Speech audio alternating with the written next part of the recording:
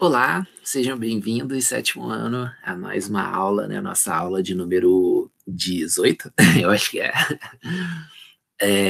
E nós estamos aqui com mais uma, continuando, né, a nossa matéria, que é aquele capítulo sobre as reformas religiosas. Sem mais delongas, começar aqui a apresentar para vocês.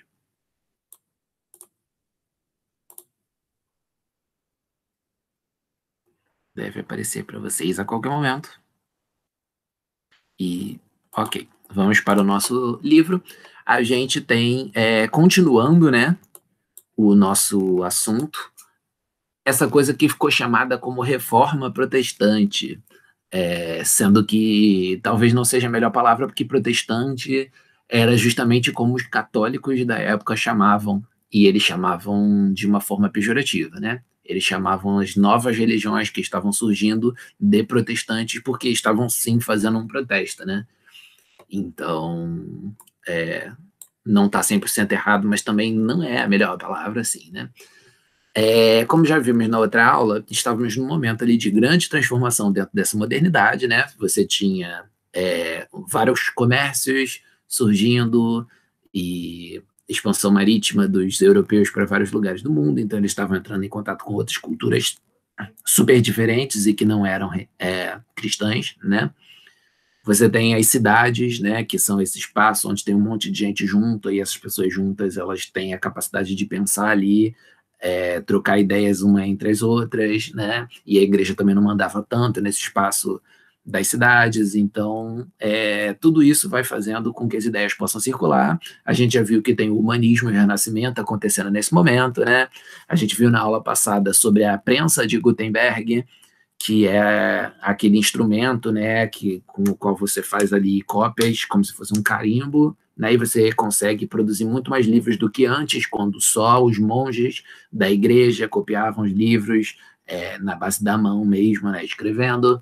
Então, é um momento de circulação de ideias, é um momento de repensar as coisas e que todo mundo estava tendo a capacidade de atingir um pouco mais de conhecimento, um pouco mais de reflexão, né, sobre a vida. E alguns caras, eles resolveram, nesse momento aí, fazer críticas à igreja e tentar esperar que a igreja melhorasse em algumas coisas, porque ela já vinha sendo criticada, conforme vimos na última aula. E é bom a gente lembrar que isso não foi o início das críticas à igreja. A igreja já era criticada desde sempre. Simplesmente quando você tem uma instituição tão importante, tão grande assim dentro da sociedade, as pessoas vão olhar para ela e algumas pessoas vvão fazer críticas. Não tem uma instituição que não vá ser criticada de forma nenhuma, né?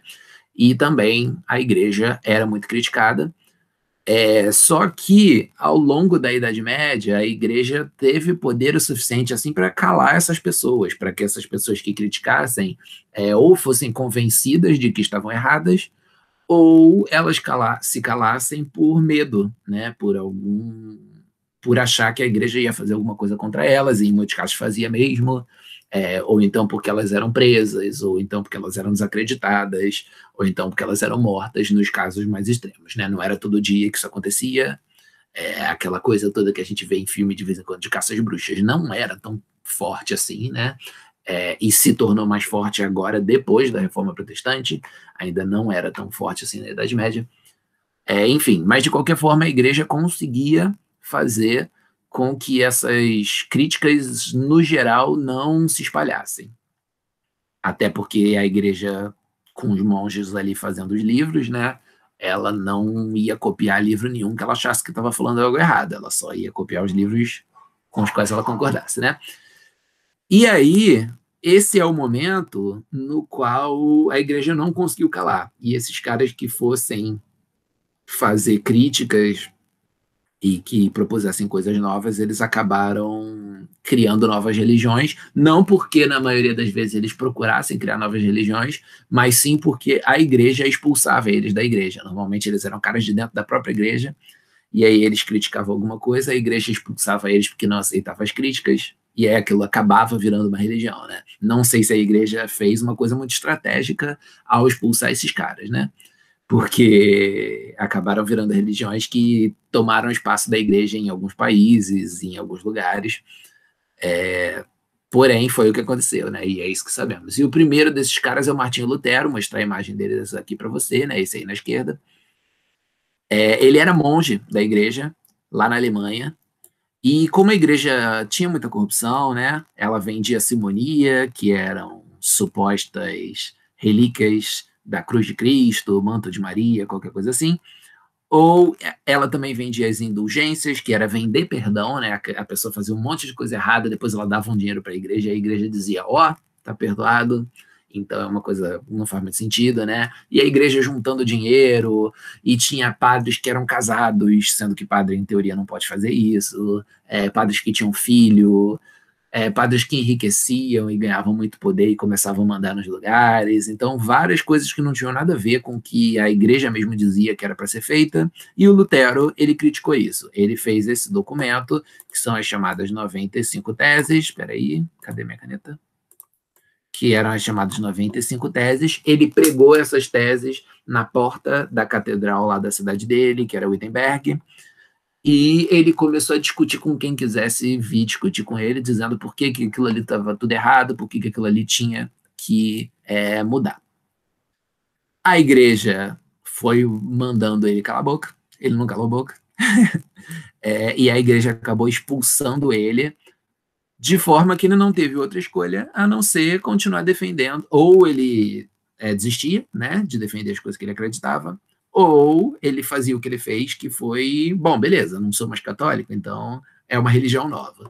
Então, essa religião protestante que ele criou começou a ficar conhecida como luteranismo, né? A principal ideia dela é de que a salvação divina era concedida de acordo com a fé, somente com a fé, e não por meio de rituais ou práticas como a igreja defendia, né? Sacramentos e confissão e bons atos e essas coisas.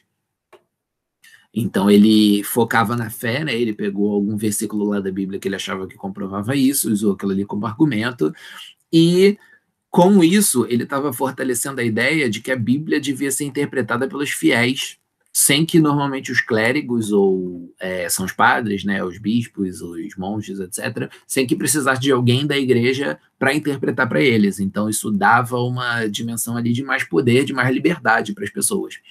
E ele fazia isso tudo porque ele acreditava que a igreja, esse poder de definir o que a Bíblia dizia e etc., que a igreja estava usando isso para se corromper, para ganhar dinheiro, para ganhar poder.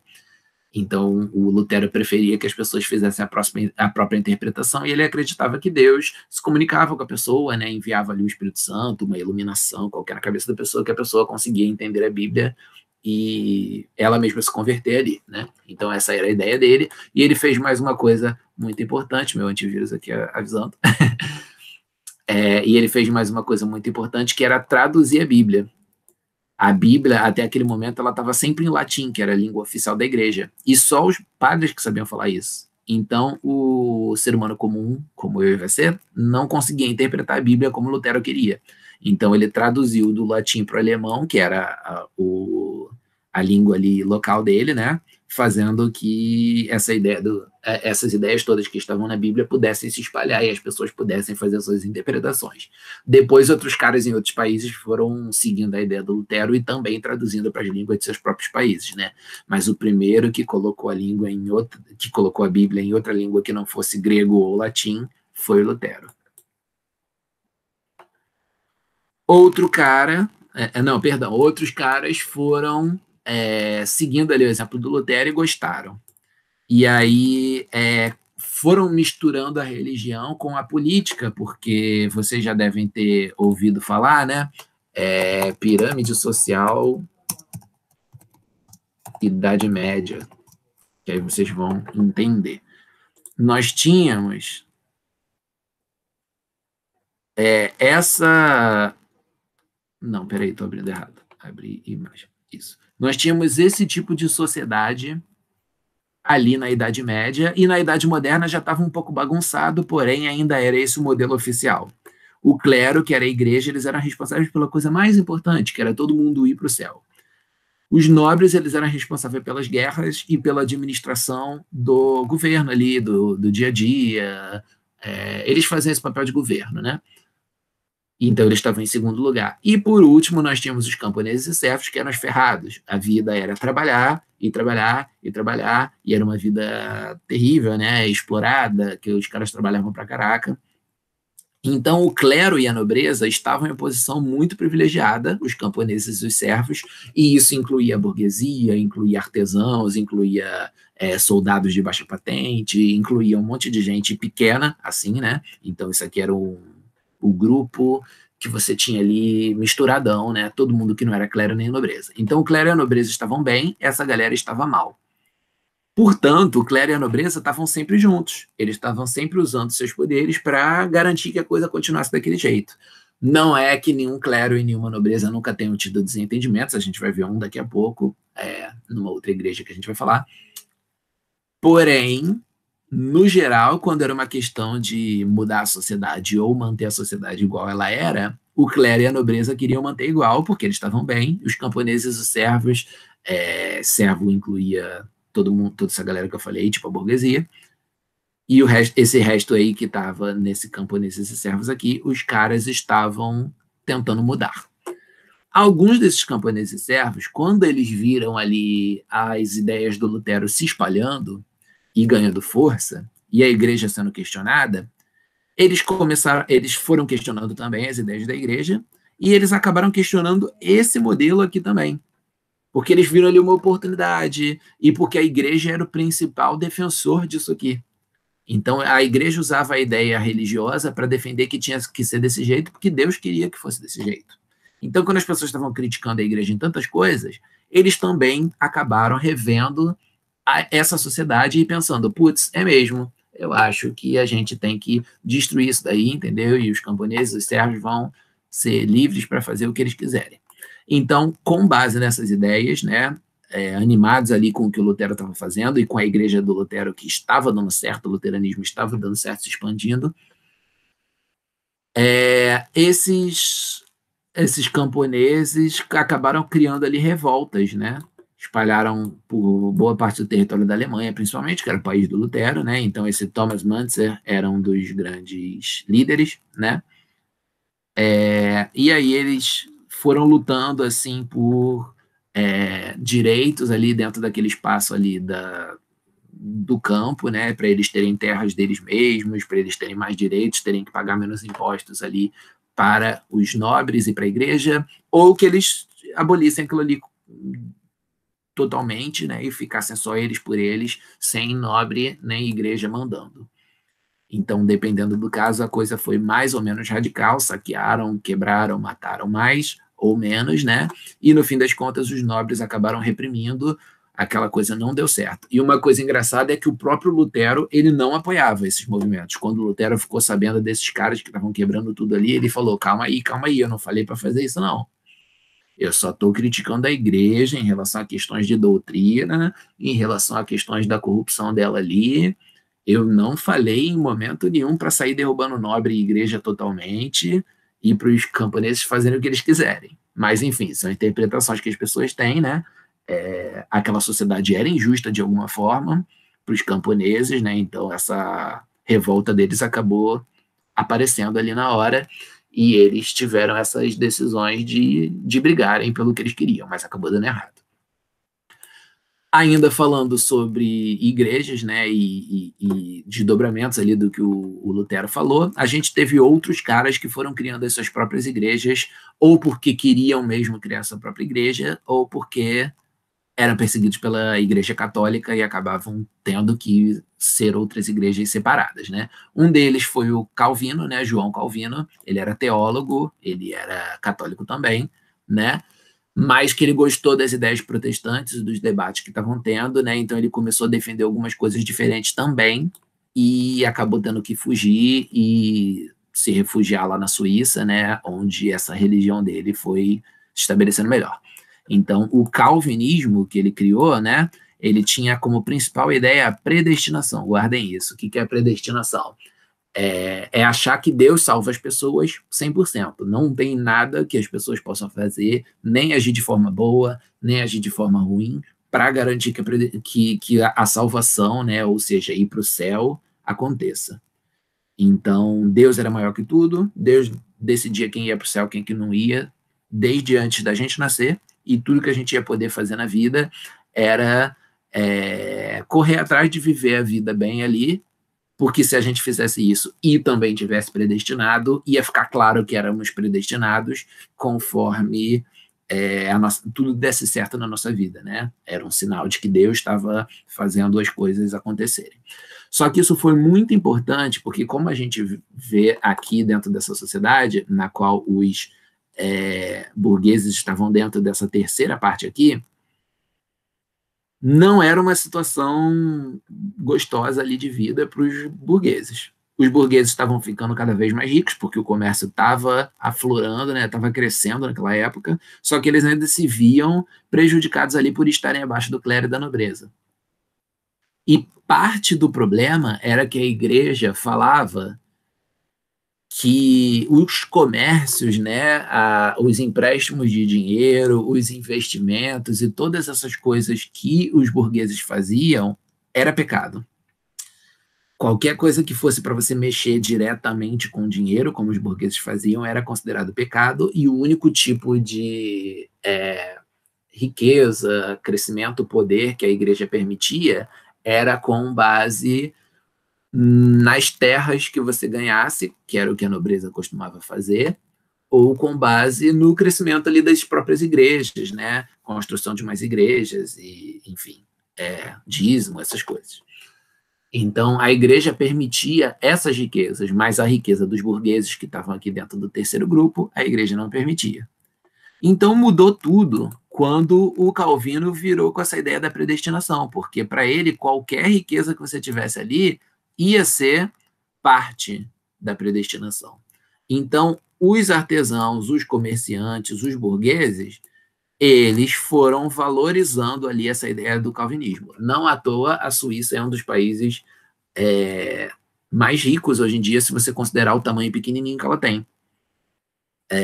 A religião tem muito a ver com isso, porque aquela religião ele permitiu o uso do capital, né? Permitiu o uso da riqueza e o ganho de riquezas e o comércio. Então, o Calvino acabou sendo muito bem recebido ali entre os burgueses, e os burgueses foram, de forma geral, né, procurando essas religiões que permitiam ali uma vitória para eles, né? Então, sempre temos que pensar que o lado religioso, cultural das coisas tem tudo a ver com o lado econômico, político, social, né?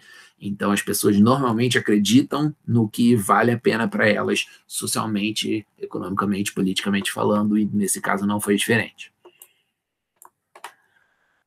Na Inglaterra, temos um outro cara ali que também resolveu unir o útil ao agradável e fazer uma reforma religiosa, criar uma nova igreja segundo os interesses dele.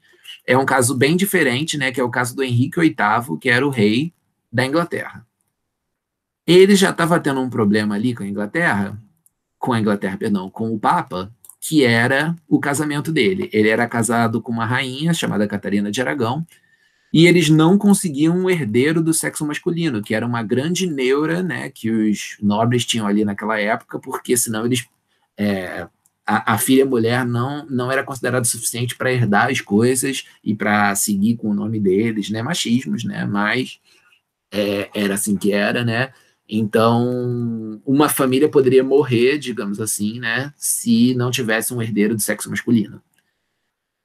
O que fazia com que os nobres ficassem desesperados em relação a isso, e o caso do Henrique VIII não era muito diferente, ele queria ser herdeiro, e como ele não conseguia, ele botava a culpa na mulher dele. Hoje em dia, a ciência já descobriu muito mais como isso funciona, e hoje em dia a gente sabe que a culpa não tem como ser da mulher, a culpa é sempre do homem, a culpa, digamos assim, né, porque não tem nada errado em ter filha mulher, mas se fosse ser culpa de alguém, seria culpa do homem, porque é do homem que varia ali se vai ser homem ou se vai ser mulher o bebê que vai nascer.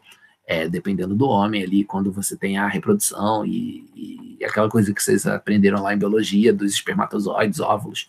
Então, vem do espermatozoide a decisão de ser um homem ou uma mulher que vai nascer.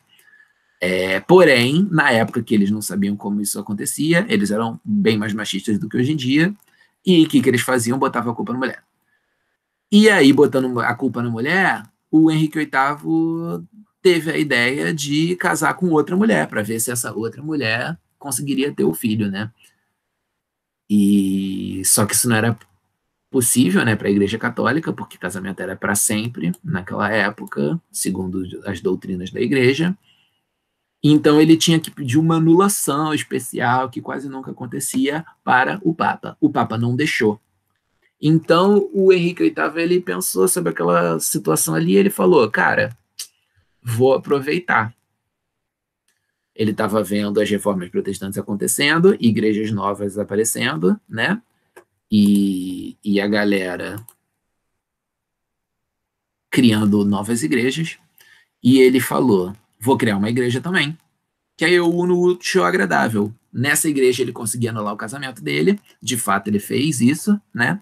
E aí ele casou com a amante dele, que era essa Ana Bolena, para que o filho dele fosse legítimo, ali com Ana Bolena, e ele pudesse, então ele já ganhava alguma coisa com isso, e além disso, ele pegava as terras da igreja, ele pegava o poder da igreja, ele pegava todo o dinheiro, as construções e tudo mais de rico, né, que a igreja católica tivesse ali na Inglaterra e passava a ser posse da nova igreja formada por ele, a igreja anglicana. Então o cara foi malandraço, né?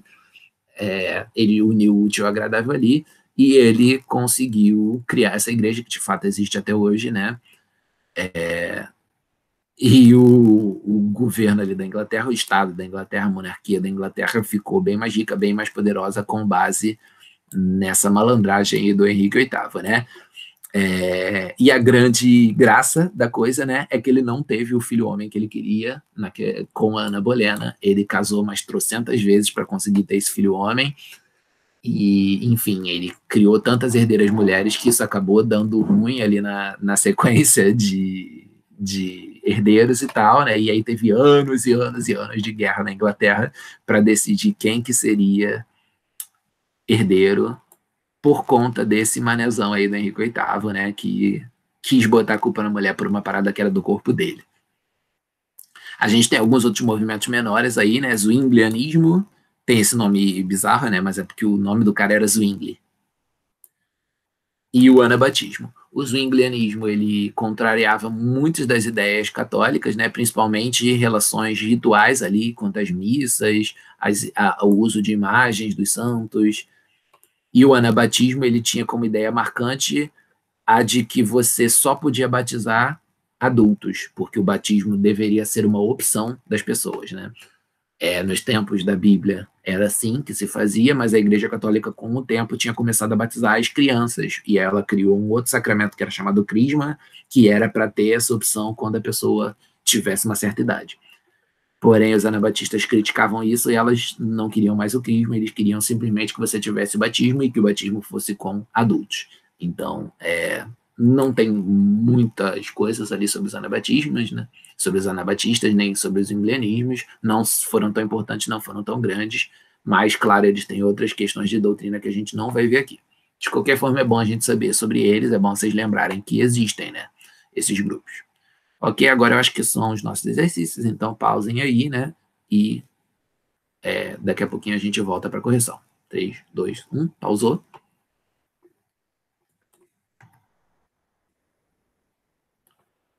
E a gente vem aqui para os nossos exercícios. 1. Leia as afirmações abaixo e marque um X na alternativa correta, depois corrija as incorretas. A correta é a B. As reformas religiosas ocorridas na Europa durante o século XVI deram origem a novas religiões cristãs. Tá errada por quê? Né? Os movimentos que ficaram conhecidos como Reforma Protestante criticavam a corrupção na Igreja Católica. A islâmica é a religião que você tinha lá para o Oriente, né? E que não tem nada a ver com a Europa aqui desse momento. C. A Igreja Luterana foi criada na Inglaterra após um desentendimento entre o monarca Henrique VIII e o papado. Está errada. A igreja que foi criada nessas condições foi a anglicana. A Igreja Luterana foi a primeira lá do Martinho Lutero, né? Que